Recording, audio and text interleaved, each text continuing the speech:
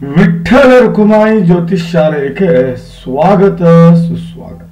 ಬನ್ನಿ, ಇವತ್ತು ರಘು ಅನ್ನೋರ ಜಾತಕದ ವಿಶ್ಲೇಷಣೆ ಮಾಡೋಣ. ಮಿಸ್ಟರ್ ರಘು, ಬನ್ನಿ ನಿಮ್ಮ ಡೀಟೇಲ್ಸ್ ಅನ್ನು ತಿಳ್ಕೊಳ್ಳೋಣ. ಫಸ್ಟ್ ನೋಡಿ, ರಘು ಅವರೇ ಪುರುಷ, 29 ಸೆಪ್ಟೆಂಬರ್ 1992 7:45 ಸಂಜೆ ರಾಣಿಬೆನ್ನೂರಲ್ಲಿ ಜೀವನ. ಉತ್ತರಾಷಾಢ ನಕ್ಷತ್ರ, ದ್ವಿತೀಯ ಪಾದ, ಮಕರ ರಾಶಿ, ಕನ್ಯಾ ಲಗ್ನ. ಕನ್ಯಾ ಲಗ್ನದಲ್ಲಿ ಜನನ. ಬನ್ನಿ, ಹಾಗಾದ್ರೆ ಯಾವ ಯೋಗ? ವರ್ಯಾನಿ ಯೋಗದಲ್ಲಿ ಹುಟ್ಟಿದ್ದೀರಾ. ದಯವಿಟ್ಟು ಸರ್, ದಯವಿಟ್ಟು ಗೋಮುಖ ಪ್ರಸವ ಪೂಜೆ ಮಾಡ್ಕೊಳ್ಳಿ. ಹೌದು, ಗೋಮುಖ ಪ್ರಸವ ಪೂಜೆ ಮಾಡ್ಕೊಳ್ಳಿ, ಇಲ್ಲಾಂದ್ರೆ ಬಹಳ ಕಷ್ಟಕ್ಕೆ ಬೀಳ್ತೀರ ನೀವು. ಯಾಕಂದ್ರೆ ವರ್ಯಾನಿ ಯೋಗ ಒಳ್ಳೇದಲ್ಲ, ಬಹಳ ಕೆಟ್ಟ ಯೋಗ. ನಿಮ್ಮನ್ನ ಬಿಸ್ನೆಸ್ ಇಂದ ಲಾಸ್ ಮಾಡುವಂತ ದಾರಿ ತೋರಿಸಿದ್ರು ಆಶ್ಚರ್ಯ ಪಡುವಂಗಿಲ್ಲ. ಹಾಗಾಗಿ ದಯವಿಟ್ಟು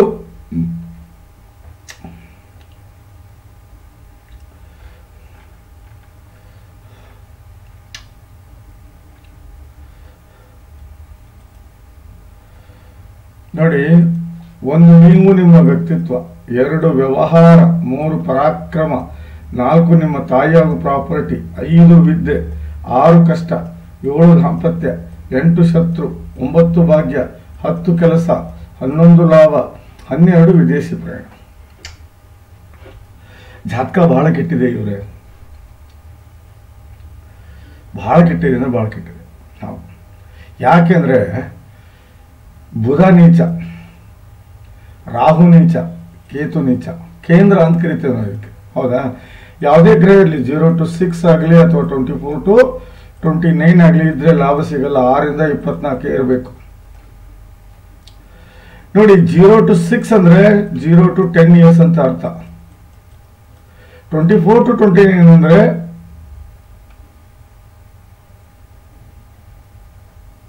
65ರಿಂದ 100 ವರ್ಷ ಅಂತ ಅರ್ಥ. 6 ಇಂದ 24 ಅಂದ್ರೆ 15ರಿಂದ 60 ವರ್ಷ ಅಂತ ಅರ್ಥ. ಹೌದು, ಇದನ್ನ ನಾವು ಬಾಲ್ಯಾವಸ್ಥೆ ಅಂತ ಕರಿತೀವಿ, ಇದನ್ನ ಯೌವನಾವಸ್ಥೆ ಅಂತ ಕರಿತೀವಿ, ಇದನ್ನ ವೃದ್ಧಾಪ್ಯ ಅವಸ್ಥೆ ಅಂತ ಕರಿತೀವಿ. ಸಾರಿ, ಇದನ್ನು ವೃದ್ಧಾಪ್ಯ ಅವಸ್ಥೆ ಅಂತ ಕರಿತೀವಿ, ಇದನ್ನ ಯೌವನಾವಸ್ಥೆ ಅಂತ ಕರಿತೀವಿ. ಯೌವನಾವಸ್ಥೆಯಲ್ಲಿ ಇರುವ ಗ್ರಹಗಳು 100ಕ್ಕೆ ಒಳ್ಳೆ ಫಲ ಕೊಡ್ತಾವೆ. ನೋಡಿ, 1, 4, 7, 10 ಕೇಂದ್ರ, ಇದು ಲಗ್ನ ಕುಂಡಲಿಯ ಕೇಂದ್ರ ಎಂದು ಕರೆಯುತ್ತೇವೆ. ಅದೇ ರೀತಿ 1, 5, 9 ತ್ರಿಕೋಣ ಅಂತ ಕರಿತೀವಿ. ಅದೇ ರೀತಿ 6, 8 ಮತ್ತು 12 ಭಾರಿ ಕೆಟ್ಟ ಸ್ಥಾನ ಅಂತ ಕರಿತೀವಿ. 3 50-50, ಒಳ್ಳೇದು ಮಾಡ್ಬೋದು, ಕೆಟ್ಟದ್ದು ಮಾಡ್ಬೋದು. ಅದೇ ರೀತಿ 2 ಧನೇಶ, 11 ಲಾಭೇಶ. ಬನ್ನಿ ಗ್ರಹಗಳ ಸ್ಥಿತಿಯನ್ನು ನೋಡೋಣ.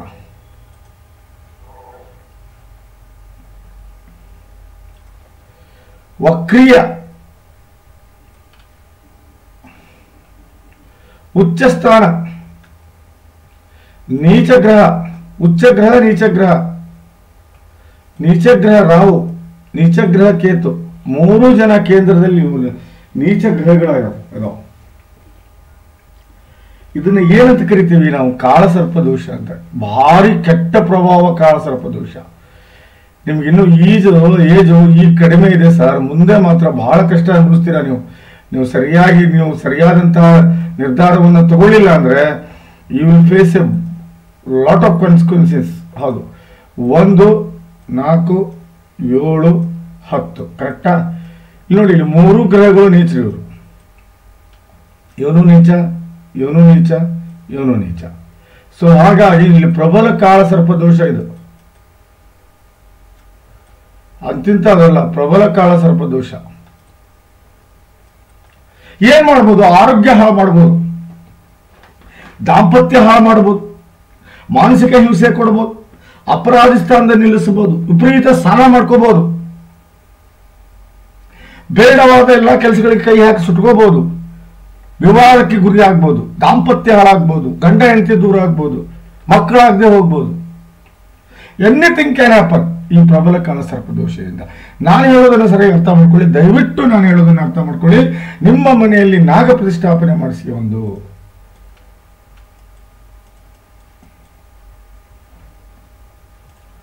ನಿಮ್ಮ ಮನೆಯಲ್ಲಿ ಒಂದು ನಾಗ ಪ್ರತಿಷ್ಠಾಪನೆ ಮಾಡ್ಕೊಳ್ಳಿ. ಹೌದು, ನಾಗ ಪ್ರತಿಷ್ಠಾಪನೆ ನೀವು ಮಾಡಿಸಿದ್ದೇ ಕರೆ ಆದರೆ 100ಕ್ಕೆ 100 ಈ ಕಾಲಸರ್ಪ ದೋಷದಿಂದ ಕ್ಲಿಯರ್ ಆಗ್ತೀರಿ. ಯಾವುದೇ ಮುಂದೆ ಅಂತ ಅಹಿತಕರ ಘಟನೆ ಆಗುವುದಿಲ್ಲ. ದಿನನಿತ್ಯ ಆ ನಾಗನನ್ನು ನೀವು ಪೂಜೆ ಮಾಡೋದ್ರಿಂದ 100ಕ್ಕೆ 100 ಒಳ್ಳೆ ಫಲ ಸಿಗುತ್ತೆ ಅಂತ ಹೇಳ್ತಾ ನಾನು ಮುಂದಿನದಕ್ಕೆ ಹೋಗ್ತೇನೆ. ನೋಡಿ, ಕನ್ಯಾ ಲಗ್ನದ ಅತಿ ದೊಡ್ಡ ಇದು ಯೋಗಕಾರಕಗಳು. ಮತ್ತು ನೋಡಿ, ಕನ್ಯಾ ಲಗ್ನದ ಯೋಗಕಾರಕ ಬುಧ ಅವನೇ ನೀಚ ಆಗಿದ್ದಾನೆ ಇಲ್ಲಿ. ಶುಕ್ರ, ಶನಿ, ಗುರು ಅತಿ ದೊಡ್ಡ ಯೋಗಕಾರಕರು. ಸೂರ್ಯ ತಾತ್ಕಾಲಿಕ ಮಿತ್ರ ಹಾಗೂ 12ನೇ ಭಾವದ ಸ್ವಾಮಿ. ಅದು ಅಲ್ಲದೆ ರಾಹು ಕೇತು ಒಳ್ಳೆ ಜಾಗದಲ್ಲಿದ್ರೆ ಒಳ್ಳೆಯವರು, ಕೆಟ್ಟ ಜಾಗದಲ್ಲಿ ಕೆಟ್ಟವರು. ಆದ್ರೆ ಕುಜ ಮತ್ತು ಚಂದ್ರ ಅತಿ ದೊಡ್ಡ ವಿರೋಧಿ.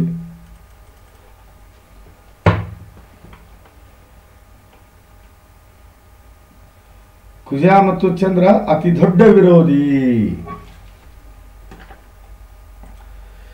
ಬನ್ನಿ ನೋಡೋಣ. 1ನೇ ಭಾವದಲ್ಲಿ ಯಾರಿಲ್ಲ, 2ನೇ ಭಾವದಲ್ಲಿ ಯಾರು, 4ನೇ ಭಾವದ ಸ್ವಾಮಿ 12ನೇ ಮನೆಯಲ್ಲಿರೋದ್ರಿಂದ ಇಲ್ಲೇ ರಾಹು ವಿಪರೀತ ನೀಚತ್ವವನ್ನು ತೋರಿಸ್ತಾನೆ. 4ನೇ ಮನೆಯಲ್ಲಿ ನೀಚ ರಾಹು ಆದ್ರೆ ಏನಾಗುತ್ತೆ? ಬಹಳ ಕೆಟ್ಟ ಕಾನ್ಸಿಕ್ವೆನ್ಸಸ್ ಬರುತ್ತೆ. ಹೌದು, ತಾಯಿಯ ಆರೋಗ್ಯ ಕೆಡಬಹುದು, ತಾಯಿಯ ಜೀವನದಲ್ಲಿ ಏರಾಯಪೇರಿ ಆಗ್ಬೋದು, ಜವಾಬ್ದಾರಿಯಿಂದ ಹೊರಗೆ ಬರ್ಬೋದು, ಜವಾಬ್ದಾರಿ ಇಲ್ಲದೆ ಹೋಗ್ಬೋದು, ಬೇಜವಾಬ್ದಾರಿಯಾಗಿ ನಡ್ಕೋಬಹುದು. ಹೇಳ್ತಾ ಇರೋದು 4ನೇ ಭಾವ. ಯಾವುದೇ ವ್ಯವಹಾರ ಆಗಲಿ, ಬಿಸ್ನೆಸ್ ಆಗಲಿ ನಡೆಯದೇ ಹೋಗ್ಬೋದು. ನೆಮ್ಮದಿಯ ಬದುಕು ಬಹಳ ಕಷ್ಟ ಆಗುತ್ತೆ. ಸುಖಮಯ ಜೀವನ ತೆಗೆಯೋದು ಕಷ್ಟ ಆಗುತ್ತೆ. ಹೈಯರ್ ಎಜುಕೇಶನ್ ಸರಿ ಇರುವುದಿಲ್ಲ. ಎಲ್ಲಕ್ಕಿಂತ ಹೆಚ್ಚಾಗಿ ಹಾರ್ಟ್ ಪ್ರಾಬ್ಲಮ್ ಬರುತ್ತೆ. ಹೌದು, ಹಾರ್ಟ್ ರಿಲೇಟೆಡ್, ಹಾರ್ಟ್ ಅಟ್ಯಾಕ್, ಈ ರೀತಿ ಹೊಂದಾಣಿಕೆ ಬದುಕು ಬಹಳ ಕಷ್ಟ ಆಗುತ್ತೆ. ಮನೆಯ ಸ್ಥಿತಿ ಅಷ್ಟು ಬಹಳ ಕೆಟ್ಟದಾಗಿರುತ್ತೆ. ಮನೆಗೆ ಬಂದವ್ರನ್ನ ಪ್ರೇಮದಿಂದ ನೋಡ್ಕೊಳ್ಳೋದಿಲ್ಲ. ಸಮಾಜದಲ್ಲಿ ಕೆಟ್ಟ ಹೆಸರನ್ನು ತಗೋತೀರಿ. ಮೂವಬಲ್ ಅಂಡ್ ಇಮ್ಮೂವಬಲ್ ಪ್ರಾಪರ್ಟಿ ಅಂದ್ರೆ ಆಭರಣ ಇರ್ಬೋದು, ವೆಹಿಕಲ್ ಇರ್ಬೋದು, ಅವೆಲ್ಲರೂ ಪ್ಲೆಜ್ ಇಡುವಂತ ಪರಿಸ್ಥಿತಿ ಬಂದರೂ ಬರ್ಬೋದು.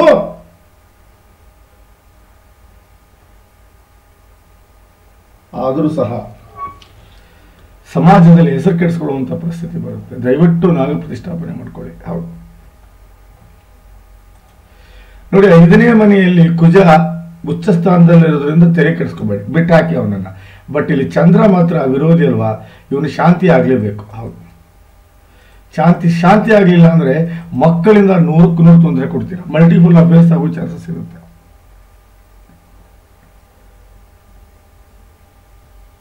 ಹೌದು, ಮಲ್ಟಿಪಲ್ ಅಫೇರ್ಸ್ ಆಗೋ ಚಾನ್ಸಸ್ ಬಹಳ ಇರುತ್ತೆ. ದಯವಿಟ್ಟು ಹೇಳೋದನ್ನ ಅರ್ಥ ಮಾಡ್ಕೊಳ್ಳಿ.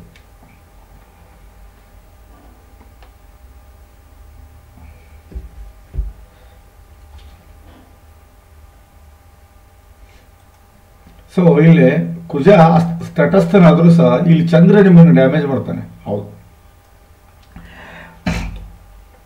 ಲಾಲ್ ಕಿತಾಬ್ ಗ್ರಂಥದ ಪ್ರಕಾರ ಅದು ಗಜಗೇಸರಿ ಯೋಗ ಅಂತ ಕೊಟ್ಟವರು. ಇಲ್ಲಿ ಅಲ್ಲಿ ಆಗುದಿಲ್ಲ. ಇಲ್ಲಿ ನೋಡಿ ಏನೇನು ಆಗ್ಬೋದು ಅಂದ್ರೆ, ಇಲ್ಲಿ ಚಂದ್ರನ ಶಾಂತಿ ನೀವು ಮಾಡಿಸ್ಲಿಲ್ಲ ಅಂದ್ರೆ ನೋಡಿ, ಇಲ್ಲಿ ವಿಷಯೋಗ ಜನರೇಟ್ ಆಗುತ್ತೆ. ಹೌದು,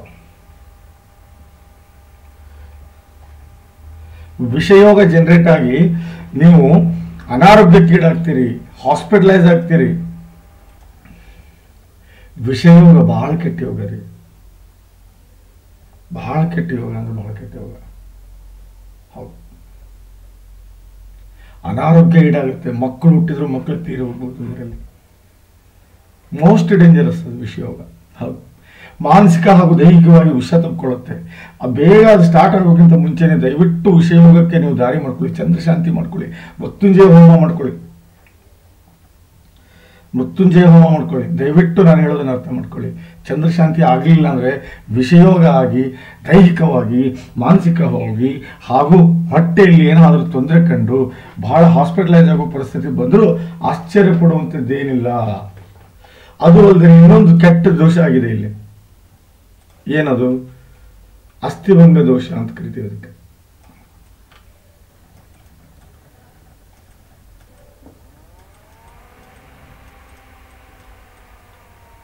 ಹೌದು, ಬಹಳ ಕೆಟ್ಟ ದೋಷ ರೀ ಇದು ಅಸ್ಥಿಭಂಗ ದೋಷ.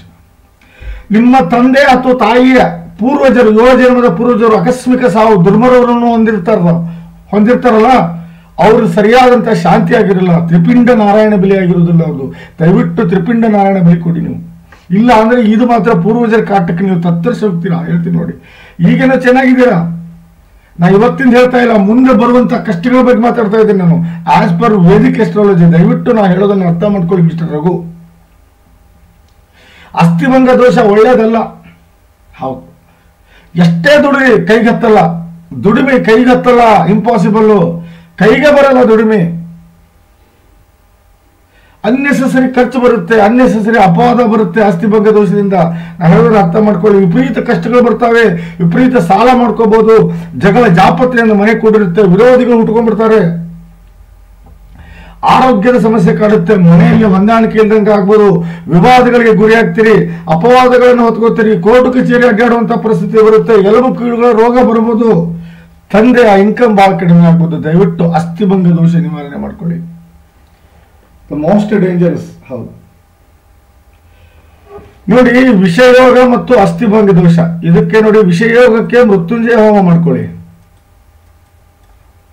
ಕರೆಕ್ಟಾ? ವಿಷಯ ನೋಡಿ, ಅಸ್ಥಿಭಂಗ ದೋಷಕ್ಕೆ ತ್ರಿಪಿಂಡ ನಾರಾಯಣ ಬಲಿ ಕೊಟ್ಕೊಳ್ಳಿ. ದಯವಿಟ್ಟು ಮಾಡ್ಕೊಳ್ಳಿ, ಸುಮ್ಮನೆ ಅನ್ನೆಸೆಸರಿ ತೊಂದರೆ ಮಾಡ್ಕೋಬೇಡಿ. ಸೂರ್ಯ 6ನೇ ಮನೆಯಲ್ಲಿ ಸರ್ಕಾರಿ ನೌಕರಿ ಟ್ರೈ ಮಾಡಿಲ್ಲ ನೀವು, ಆಗ್ತಿತ್ತು.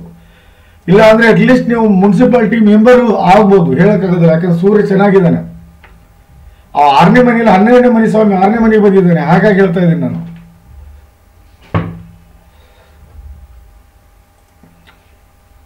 ಬಹಳ ಚಾನ್ಸ್ ಇದೆ ನಿಮ್ಗೆ. ಹೌದು, ಬಹಳ ಚಾನ್ಸ್ ಇದೆ. ಸೂರ್ಯ 6ನೇ ಮನೆಯಲ್ಲಿದ್ದಾನೆ, ಹಾಗಾಗಿ ಇದು there is lot of chance. ನೀವು ರಾಜಕೀಯಕ್ಕೆ ಟ್ರೈ ಮಾಡಿದ್ದೇ ಕರೆ, ಆದ್ರೆ ಇಲ್ಲ ಸರ್ಕಾರಕ್ಕೆ ಸಂಬಂಧಿಸಿದ ರಿಯಲ್ ಎಸ್ಟೇಟ್ ಮಾಡಿದ್ರೆ 100% ನೀವು ಕ್ಲಿಕ್ ಆಗ್ತೀರಿ, ಅದರಲ್ಲಿ ಯಾವುದೇ ಸಮಸ್ಯೆ ಇಲ್ಲ. ಬಟ್ ಏನಿದೆ ಅಂದ್ರೆ ನೋಡಿ, ಇಲ್ಲಿ ಇವನು 5ನೇ ಮನೆ ಸ್ವಾಮಿ, ಇವನು 2ನೇ ಮನೆ ಸ್ವಾಮಿ ಹಾಗೂ 9ನೇ ಮನೆ ಸ್ವಾಮಿ. ಸೊ ಇಲ್ಲಿ 2 ಯೋಗ ಬಂದಿದೆ. ಒಂದು ಶ್ರೇಷ್ಠ ಮಹಾಲಕ್ಷ್ಮಿ ಯೋಗ. ನಾನು ನಿಜವಾಗ್ಲೂ ಹೇಳ್ತೇನೆ, ನಿಮ್ ಜಾತಕ ಬಹಳ ಚೆನ್ನಾಗಿದೆ, ಮಹಾಲಕ್ಷ್ಮಿ ಯೋಗ. 2ನೇದು ಸೌಭಾಗ್ಯ ಯೋಗ, ಭಾರಿ ದೊಡ್ಡ ಯೋಗ ಇದು. ಸೌಭಾಗ್ಯ ಯೋಗ ಬಹಳ ದೊಡ್ಡ ರಾಜಯೋಗ ರೀ, ಸೌಭಾಗ್ಯ ಯೋಗ. ಹೌದು,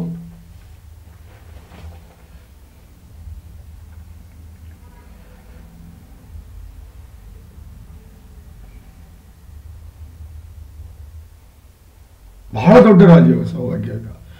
ಶ್ರೇಷ್ಠ ಮಹಾಲಕ್ಷ್ಮಿ ಯೋಗ ಅಂಕರು ಅಲ್ಟಿಮೇಟ್, ಎಕ್ಸ್ಟ್ರಾರ್ಡಿನರಿ ಅದು. ಆದ್ರೆ ಸಂಪತ್ತು, ಐಶ್ವರ್ಯ, ದಾಂಪತ್ಯ ವಿದ್ಯೆ 4 ಅನುಭವಿಸ್ತೀರಿ ನೀವು. ಸೌಭಾಗ್ಯ ಯೋಗದಲ್ಲಿ ಮುಟ್ಟಿದ್ದೆಲ್ಲ ಚಿನ್ನ ನೀವು. ಇದು ಮಾತ್ರ ಕರೆ, ಒಳ್ಳೆ ಸಕ್ಸಸ್ಫುಲ್ ಜೀವನ ಮಾಡ್ತೀರಾ. ಬಟ್ ಇರುವಂತ ಶಾಂತಿಗಳನ್ನ ನೀವು ಮಾಡ್ಕೊಳ್ಳಿಲ್ಲ ಅಂದ್ರೆ ಆಗೋದಿಲ್ಲ. ನೋಡಿ, 2ನೇ ಭಾವದ ಫಲ ಬಹಳ ಚೆನ್ನಾಗಿರುತ್ತೆ ನಿಮ್ದು. 2ನೇ ಭಾವದ ಫಲ,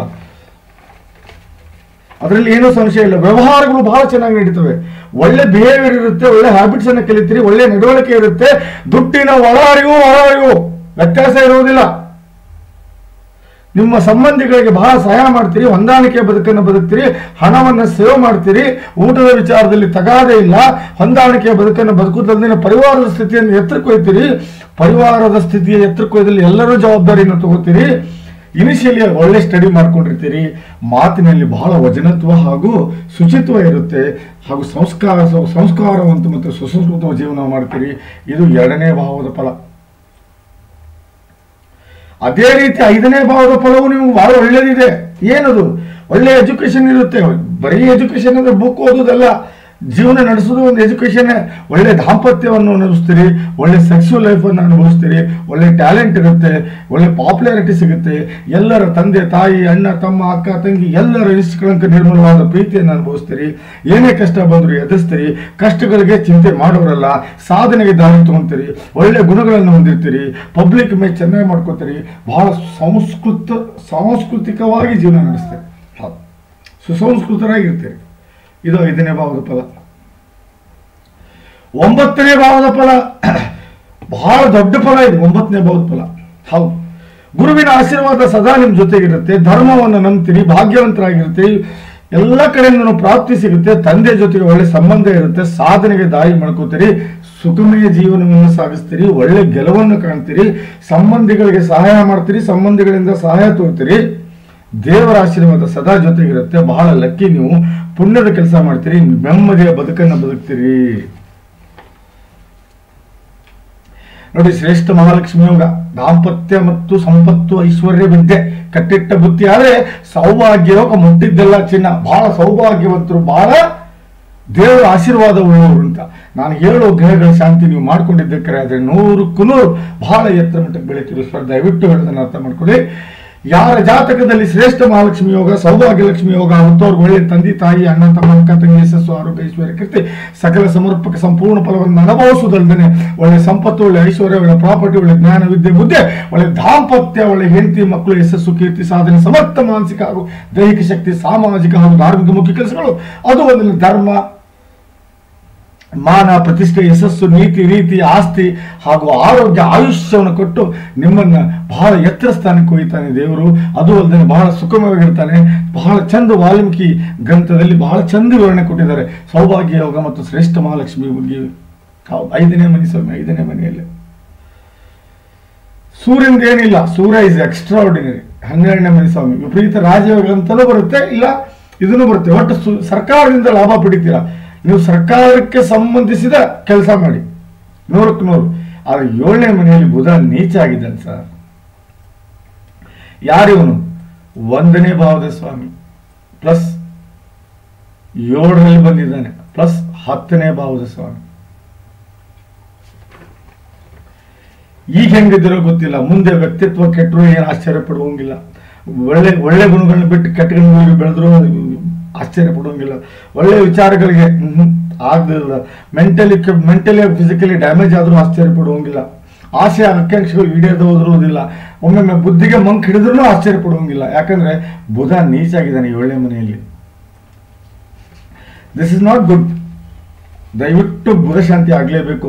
ದಾಂಪತ್ಯ ಕೆಟ್ಟರು ಕೆಡಬಹುದು, ದಾಂಪತ್ಯದಲ್ಲಿ ವಿರಸ ಬರಬಹುದು, ಹೆಂಡತಿ ಗುಣಗಳು ಹೊಂದಾಣಿಕೆ ಆಗದೆ ಹೋಗ್ಬೋದು, ದಾಂಪತ್ಯದ ಆಯುಷ್ಯ ಕಡಿಮೆ ಆಗ್ಬೋದು, ಯಾವುದೇ ಪಾರ್ಟ್ನರ್ಶಿಪ್ ಬಿಸ್ನೆಸ್ ಫೇಲ್ಯೂರ್ಸ್ ಆಗ್ಬೋದು, ದಿನನಿತ್ಯ ಬರುವಂತ ದುಡ್ಡು ಕಡಿಮೆ ಆಗ್ಬೋದು, ಒಂದಿನ ಸೌಕರ್ಯಕ್ಕೆ ಒಂದಿನ ಬಡಕ್ಕೆ ಬರ್ಬೋದು, ಪ್ರೊಫೆಷನಲಿ ಆಗಲಿ ಸ್ವಂತ ಬಿಸ್ನೆಸ್ ಆಗಲಿ ಫೇಲ್ಯೂರ್ ಆಗ್ಬೋದು. ಯಾವುದೇ ರೀತಿ ಕೆಲಸ ನೋಡಿ 10ನೇ ಮನೆಯಲ್ಲಿ ನೀವು ಮಾಡುವ ಕೆಲಸ ಅದರಲ್ಲಿ ಫೇಲ್ಯೂರ್ ಕಾಣಬಹುದು. ತಂದೆ ಕಳ್ಕೋಬಹುದು, ಇಲ್ಲ ತಂದೆ ಜೊತೆಗೆ ಸಂಬಂಧ ಸರಿ ಇಲ್ಲದೆ ಹೋಗ್ಬೋದು, ಏನ್ ಬೇಕಾದಾಗ್ಬೋದು. ದಯವಿಟ್ಟು ಇಲ್ಲಿ ಬುಧ ಶಾಂತಿ ನೀವು ಮಾಡ್ಕೊಳ್ಳಿಲ್ಲ ಅಂದ್ರೆ ನಡೆಯೋದಿಲ್ಲ. ನೋಡಿ, ಇಲ್ಲಿ 4ನೇ ಮನೆ ಸ್ವಾಮಿ, 7ನೇ ಮನೆ ಸ್ವಾಮಿ ಗುರು 12ನೇ ಮನೆಯಲ್ಲಿ ಬಂದು ಕೂತಿದ್ದಾನೆ. ಈಗ ನಾನು ಹೇಳೋದನ್ನ ಸರಿಯಾಗಿ ಅರ್ಥ ಮಾಡ್ಕೊಳ್ಳಿ. 10ನೇ ಭಾವ ಕೆಟ್ಟಿದೆ, 4ನೇ ಭಾವ ಕೆಟ್ಟಿದೆ, 1ನೇ ಭಾವ 4ನೇ ಭಾವ ಕೆಟ್ಟಿದೆ, 1ನೇ ಭಾವ ಕೆಟ್ಟಿದೆ. ಚೆನ್ನಾಗಿರುವುದು ಯಾವ್ದಪ್ಪ ಅಂದ್ರೆ 2ನೇ ಭಾವ, 3ನೇ ಭಾವ, 5ನೇ ಭಾವ, 6ನೇ ಭಾವ, 9ನೇ ಭಾವ, 8ನೇ ಭಾವ ತಟಸ್ಥನೂ ಇದೆ ನೋಡಿ.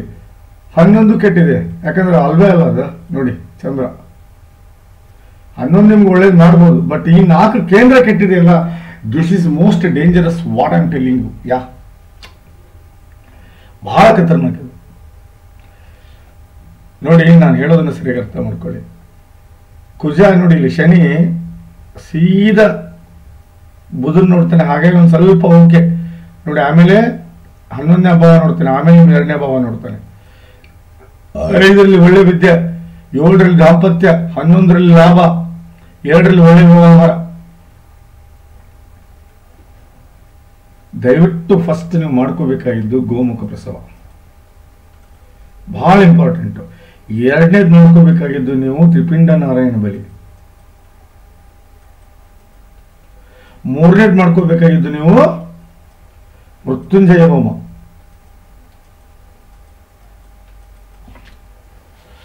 4ನೇದ್ದು ನೋಡಿ ಬುಧ ಹಾಗೂ ಗುರು ಹಾಗೂ ಚಂದ್ರ ಶಾಂತಿ, ಪ್ಲಸ್ 4ನೇದು ಇಲ್ಲೇ ನಾಗ ಪ್ರತಿಷ್ಠಾಪನೆ. ಮಸ್ಟ್ ಅಂಡ್ ಶುಡ್ ಮಾಡ್ಕೋಬೇಕು. ಹೌದು, 4 ಪೂಜೆಗಳು: ಗೋಮುಖ ಪ್ರಸವ, ತ್ರಿಪಿಂಡ ನಾರಾಯಣ ಬಲಿ, ಮೃತ್ಯುಂಜಯ ಹೋಮ, ನಾಗ ಪ್ರತಿಷ್ಠಾಪನೆ. ಇಲ್ಲಾಂದ್ರೆ ಬಹಳ ಕಷ್ಟಕ್ಕೆ ಬೀಳ್ತೀರ. ದಯವಿಟ್ಟು ಹೇಳೋದನ್ನ ಅರ್ಥ ಮಾಡ್ಕೊಳ್ಳಿ. ಬನ್ನಿ ದಾಂಪತ್ಯದ ವಿಚಾರದಲ್ಲಿ ನೋಡೋಣ ಹೇಗಿದೆ ಅಂತ. ನೋಡಿ, ದಾಂಪತ್ಯ ನೋಡುವಾಗ ನಾವು ನೋಡ್ಬೇಕಾಗಿದ್ದು 1, 5, 7, 9 ಮಾತ್ರ. 1ನೇ ಭಾವದ ಸ್ವಾಮಿ 5ರಲ್ಲಿದ್ದಾನೆ, 5ನೇ ಭಾವದ ಸ್ವಾಮಿ 6ರಲ್ಲಿ ನೋಡಿ ಹಾಳಾಗಿದ್ದಾನೆ, 7ನೇ ಮನೆ ಸ್ವಾಮಿ ಲಗ್ನದಲ್ಲಿ ಕುಂತಿದ್ದಾನೆ, 9ನೇ ಭಾವ ಸ್ವಾಮಿ 5ನೇ ಮನೆಯಲ್ಲಿದ್ದಾನೆ. ನೋ ಪ್ರಾಬ್ಲಮ್, ಮದುವೆ ಕ್ಯಾರಿ ಆನ್ ಆಗುತ್ತೆ. ಆರೋಗ್ಯದ ಸಮಸ್ಯೆ ಬಂದರೂ ಆಶ್ಚರ್ಯ ಪಡುವಂಗಿಲ್ಲ. ಹೌದು, ದಯವಿಟ್ಟು ನಾನು ಹೇಳೋದನ್ನ ಸರಿಯಾಗಿ ಅರ್ಥ ಮಾಡ್ಕೊಳ್ಳಿ, ಅವನಷ್ಟು ಮಾಡ್ಕೊಳ್ಳಿ, ನಿಮ್ಗೆ ಒಳ್ಳೆ ಫಲ ಸಿಗುತ್ತೆ, ಯಾವುದೇ ಸಂಶಯ ಬೇಡ. ಹೌದು, ಇಲ್ಲಿ ಸೌಭಾಗ್ಯ ನೋಡಿ, ಕೆಲಸದಲ್ಲಿ ಸೌಭಾಗ್ಯ ಯೋಗ ಇದೆ. 9ರಲ್ಲಿ ಗುರು ನೀಚ ಭಂಗ ಆಗಿದ್ದಾನೆ, 2ನೇ ಮನೆಯಲ್ಲಿ ಸೂರ್ಯ ಇದ್ದಾನೆ. ಸರ್ಕಾರಕ್ಕೆ ಸಂಬಂಧಿಸಿದ ಯಾವುದೇ ಕಾಂಟ್ರಾಕ್ಟ್ ಮಾಡಿ, ನೀವು ಸರ್ಕಾರಕ್ಕೆ ಸಂಬಂಧಿಸಿದ ಯಾವುದೇ ಕಾಂಟ್ರಾಕ್ಟ್ ಮಾಡಿ 100ಕ್ಕೆ 100 ಫಲ ಪಡಿತೀರಾ, ಅದರಲ್ಲಿ ಯಾವುದೇ ಸಂಶಯ ಇಲ್ಲ ಅಂತ ಹೇಳ್ತಾ ಈ ಜಾತಕದ ವಿಶ್ಲೇಷಣೆ ಮುಗಿಸ್ತಾ ಇದ್ದೀನಿ. ಇಷ್ಟವಾದಲ್ಲಿ ದಯವಿಟ್ಟು ನಾನು ಜನಕ್ಕೆ ಶೇರ್ ಮಾಡಿ, ಹಾಗೂ ದಯವಿಟ್ಟು ಯಾವ ದಶೆಯಲ್ಲಿದ್ದೀರನ್ನು ತಿಳ್ಕೊಳ್ಳಿ. ಇನ್ನೊಂದು ಸಾರಿ ಹೇಳ್ತಾ ಇದ್ದೀನಿ, ಸದ್ಯ ಈಗ ನೀವು ರಾಹು ದಶೆಯಲ್ಲಿದ್ದೀರಾ, this is not good actually. ದಯವಿಟ್ಟು ಹೇಳ್ತಾ ಇದ್ದೀನಿ, 1ನೇದು ಫಸ್ಟ್ ಗೋಮುಖ, 2ನೇದು ತ್ರಿಪಿಂಡ, 3ನೇದು ಮೃತ್ಯುಂಜಯ, 4ನೇದು ನಾಗ ಪ್ರತಿಷ್ಠಾಪನೆ, ಮತ್ತು ಬುಧ ಹಾಗೂ ಕುಜ ಹಾಗೂ ಬುಧ ಹಾಗೂ ಗುರು ಮತ್ತು ಚಂದ್ರ ಶಾಂತಿ ಮಾಡ್ಕೊಳ್ಳಿ. ಕುಜ ಉಚ್ಚ ಸ್ಥಾನದಲ್ಲಿದ್ದಾನೆ, ಕುಜನ ಅವಶ್ಯಕತೆ ಇಲ್ಲ ಅಂತ ಹೇಳ್ತಾ ಈ ಜಾತಕದ ವಿಶ್ಲೇಷಣೆ ಮುಗಿಸ್ತಾ ಇದ್ದೀನಿ. ಇಷ್ಟವಾದಲ್ಲಿ 4 ಜನಕ್ಕೆ ಶೇರ್ ಮಾಡಿ. Thank you.